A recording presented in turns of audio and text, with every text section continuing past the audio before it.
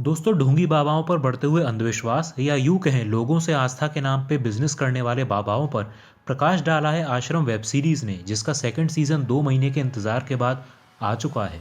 पहले सीजन के लास्ट में दिखाया गया है कि बाबा बबीता को अपना शिकार बना लेता है। तो आइए शुरुआत करते हैं सेकंड सीजन की।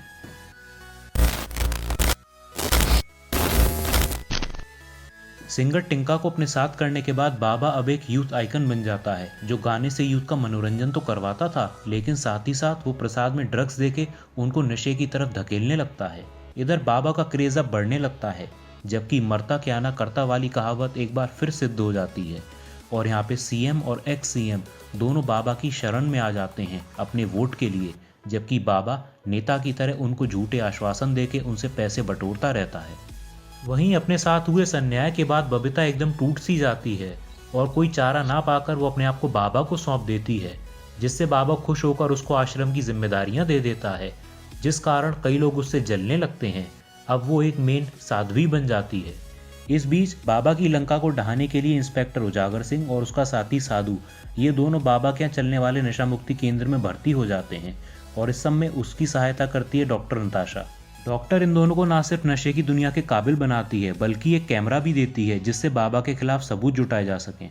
दोस्तों, सीजन 1 में दिखाया गया है बाबा के खिलाफ एक गवाह था जिसको पत्रकार के घर पे छुपा के रखा गया था। उस गवाह को बाबा के आदमी मार देते हैं और इसके साथ साथ पत्रकार की माँ भी मारी जाती है। अपनी माँ की मौत का बदला लेने के लिए वो पत्रकार बाबा के आश्रम में शामिल हो जाता है। वो वहाँ पे एक इलेक्ट्रीशियन के तौर पे काम करने लगता है और अंदर ही अंदर वो उस आदमी से बदला लेने को आतुर था जिसने उसकी माँ को मारा था। इधर सिंगर टिंका का म्यूजिक और बाबा का प्रताप जनता के सर चढ़ के बोल रहा था, जिससे सीएम बाबा से वोट की डिमांड करता है और बदले में एक्स सीएम हुकुम सिंह से दुगने पैसे देने की बात करता है, जिस पे बाबा विचार करने की कहता है। वहीं सब कुछ छोड़ के बाबा की शरण में आने वाली पम्मी पहलवानी का मुकाबला जीत जाती है और अब उसकी निगाह नेक्स्ट लेवल पे लग जाती है, जबकि बाबा की निगाह पम्मी पे आ जाती है। पम्मी को अब एक अलग कमरा भी दे दिया जाता है। उधर बाबा का मन ना ही पूजा में लगता था और ना ही ध्यान में, उसको हर जगह बस पम्मी नजर आने लगी थी। अपनी इस प्यास को बुझाने के लिए बाबा पम्मी की खीर में नशीली दवाइयां मिलवा देता है और उसके बाद बबीता की जगह पम्मी ले लेती है। जब पम्मी होश में आती है तो अपने साथ हुई इस घिनौनी हरकत को वो अपने भगवान रूपी बाबा को बताती है, जो उसे छानबीन करने का आश्वासन देता है और साथ ही सिंगर टिंका के कॉन्सर्ट में ले जाता है और बाद में वो फिर से पम्मी को लड्डू खिला देता है। रात में मौका पाते ही इंस्पेक्टर उजागर सिंह बाबा के खिलाफ सबूत जुटाने में लग जाता है और वहाँ पे बाबा का एक चेला आ जाता है। ये वही चेला था जिसकी वजह से पत्रकार की माँ मारी गई थी। उसके पीछे पत्रकार भी आ जाता है और उजागर और पत्रकार के हाथों उस चेले की मौत हो जाती है। सबूत जुटाने के बाद उजागर और साधु आश्रम से बहाना बना के भाग जाते हैं। उनके हाथ एक ऐसा सबूत लगा था जिससे उन्हें पता चलता है कि आश्रम की जमीन किसी ईश्वरनाथ के नाम थी और ये ईश्वरनाथ बाबा के गद्दी पे बैठने के बिल्कुल खिलाफ था। रिकॉर्ड के हिसाब से तो ईश्वरनाथ मारा जा चुका था, लेकिन वो आज भी जिंदा था और वो नेपाल बॉर्डर के पास रहता था। वहीं उसकी बेटी सनोबर आज भी बाबा के आश्रम में रहती थी और सनोबर धीरे धीरे पत्रकार के करीब आने लगी थी। इंस्पेक्टर उजागर सारे सबूत अपने एक आईपीएस दोस्त को दे देता है और वो दोस्त उजागर को ही दगा दे के सारी फाइल सीएम ऑफिस तक पहुंचा देता है। फाइल मिलने के बाद बाबा के कॉन्सर्ट में सीएम अपने आदमी भेज के दंगा करवा देता है और बाबा के सामने शर्त रखता है कि वो एक्स सीएम को सपोर्ट ना करे, जिससे बाबा मान लेता है। इस बीच अपने साथ हुई घिनौनी हरकत का चेहरा पम्मी को मिल चुका था। वो कोई और नहीं, वो बाबा निराला था, या यूं कहें बलात्कारी बाबा, जो आश्रम में रहने वाली सभी औरतों को अपना शिकार बनाता था। पम्मी पे अब बंदिशें भी लगा दी जाती हैं, मगर पम्मी अब इस पिंजरे से उड़ने को तैयार थी। पम्मी के साथ हो रहे अत्याचारों को अब पत्रकार भी जान चुका था और वो ये चीज़ पम्मी के घर वालों को बता देता है, जिसके बाद उसके घर वाले पम्मी से मिलने जा ही रहे होते हैं कि बाबा के लोग उसके फादर का एक्सीडेंट करवा देते हैं। पम्मी बाबा के करीब आके बाबा से अपनी ट्रेनिंग की सिफारिश करती है, जो रंगीन बाबा टाल नहीं पाता।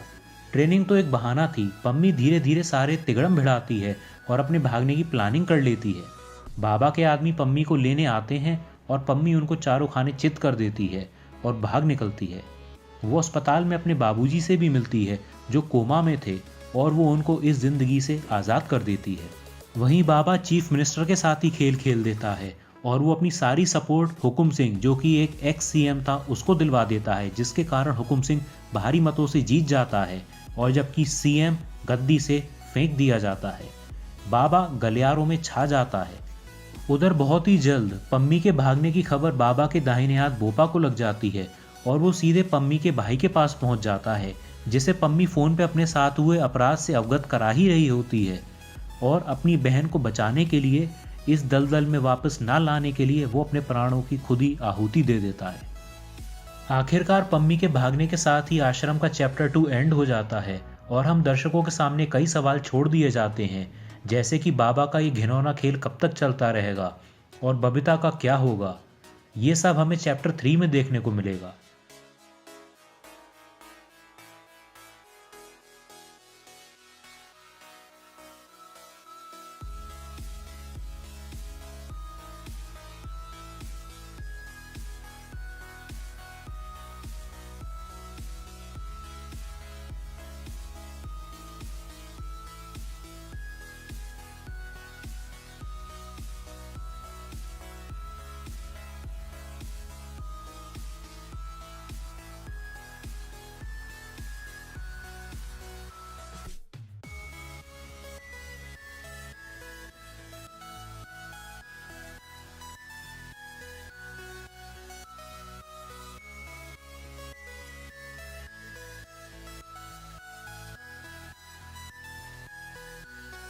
दो 2010 में विराट कोहली और इनकी टीम वहाँ गेम खेलने आई थी, क्रिकेट खेलने आई थी।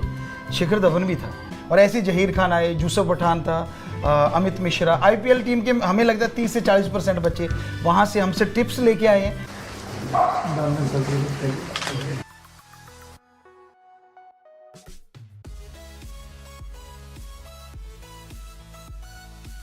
आगे बनाए कितनी बड़ी हो चाहे मुसीबत फिर ना टिकने पाए।